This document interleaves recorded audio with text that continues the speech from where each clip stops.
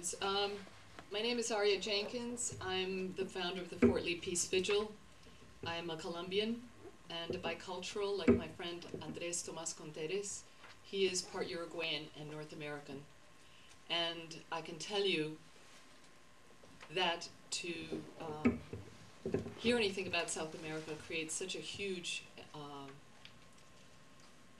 amount of emotion for me, because I am my father's daughter and I am my mother's daughter, and they were very much at odds in many ways, in which is represented by this struggle.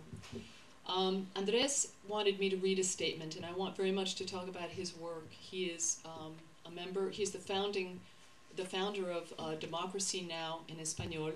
He is a member of Nonviolence International, and he was the producer of Hidden in Plain Sight, which some of you may have seen, is about the former School of the Americas, WINSEC, and it was an excellent production. He's a long-time activist, like many of you are. He has been in the embassy now, in the Brazilian embassy in Honduras, for 114 days. He is one of the main reasons that we have information about what is going on there, through the BBC, Flashpoints, of course Democracy Now! His role has been quiet but constant through many Latin American struggles.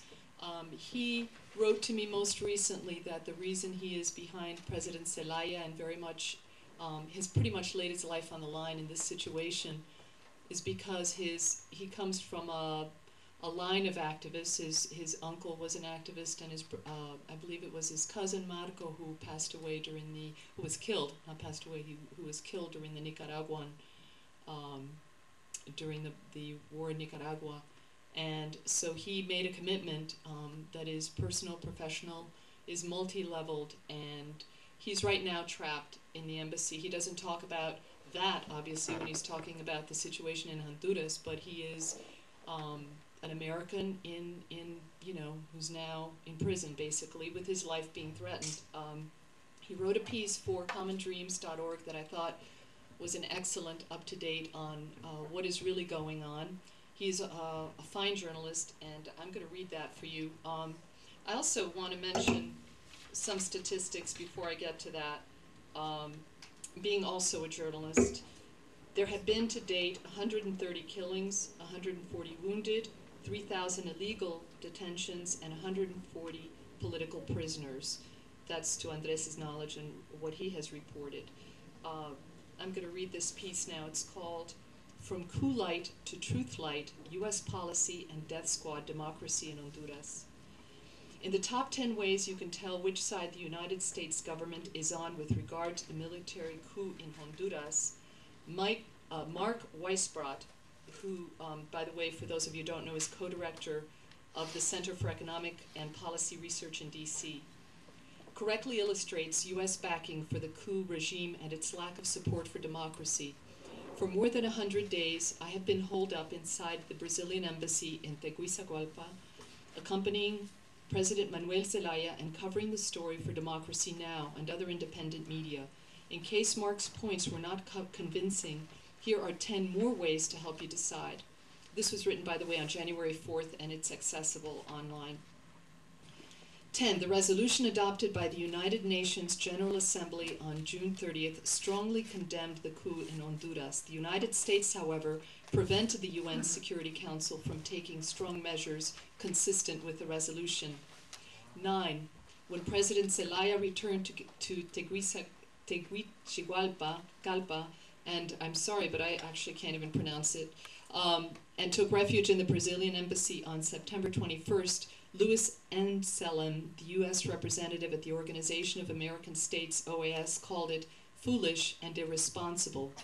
Anselm, whose background is with the U.S. Southern Command, is known in the halls of the OAS as the Diplomator. He led the charge for validating the Honduran elections, while most countries opposed recognition of elections held under the coup regime.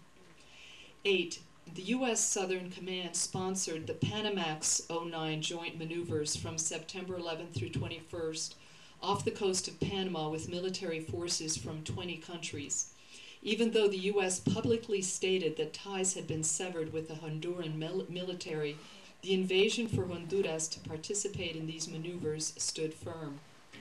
The Honduran armed forces finally said they would withdraw from the exercises only after several Latin American countries threatened to boycott them.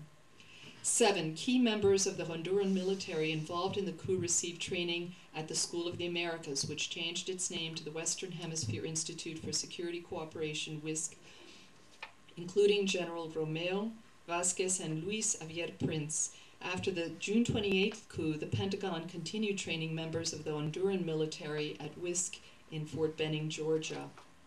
6, the negotiating teams for both sides of the conflict reached an accord on October 30th, days later, when the U.S. made it clear it would honor the November 29 election, whether or not he were reinstated as president. Zelaya declared the accord to be a dead letter. In spite of the U.S. claim that they only recognized Zelaya as the president of the country, they refused to accept that he withdrew from the accord. The practice of ignoring the will of the Honduran president is also evidenced by the failure Secretary of State Hillary Clinton and President Barack Obama to respond to letters he sent them. 5, although U.S. officials continue to sing the praises of the accord, they have been cherry-picking around which parts of the agreement to underscore and which to ignore. The verification commission mandated by the accord only came together on one occasion for a photo op. The accord stipulates the need for international aid for the commission to function, but the U.S. provided no economic or political support. Had the verification commission been activated, it would have denounced the November 5th deadline passing without the formation of a government of national unity. It would have to consider rebuking coup leader Roberto Micheletti for assuming he would preside over this new government. Given these violations, the Commission would have to rule whether or not the November 29 elections would have proceeded or be recognized. Number 4, the U.S. supports a comprehensive amnesty, a component intentionally left out of the accord. The coup regime filed 24 criminal charges against President Zelaya, yet he is willing to face all of them in an impartial court of law. He has called for an independent international tribunal and rejected the option of amnesty for himself and the coup perpetrators. If amnesty is declared, impunity will be enshrined for the golpistas as well as for the U.S. Pentagon and civilian officials complicit in the crimes of the coup. 3, the accord calls for the establishment of a truth commission during the first half of 2010. U.S. officials say that they favor this. However, Truthlight seems to be what they prefer. In recent decades, most truth commissions have limited truth-telling to circumstances within their country's borders. One exception occurred in Chad, where the role of foreign governments in funding and training the perpetrators of human rights crimes was investigated.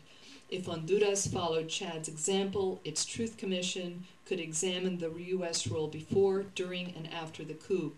Some possible questions: what role did those formerly employed by the U.S. government like John Negroponte, Otto Reich, and Lanny Davis play before and after the coup?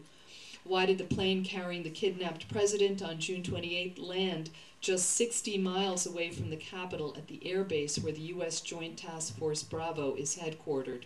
U.S. officials claim it was to refuel. Why did the U.S. allow aid to continue to flow to the coup regime while not declaring that a military coup took place against the advice of the State Department's legal advisors? Top U.S. officials labeled what happened in Honduras as a coup, but given their actions, it's more like coup light. In August 2009, at the Summit of North American Leaders in Mexico, President Obama had harsh words for opponents of his policy by declaring, "The same critics who say that the United States has not intervened enough in Honduras are the same people who say that we're always intervening."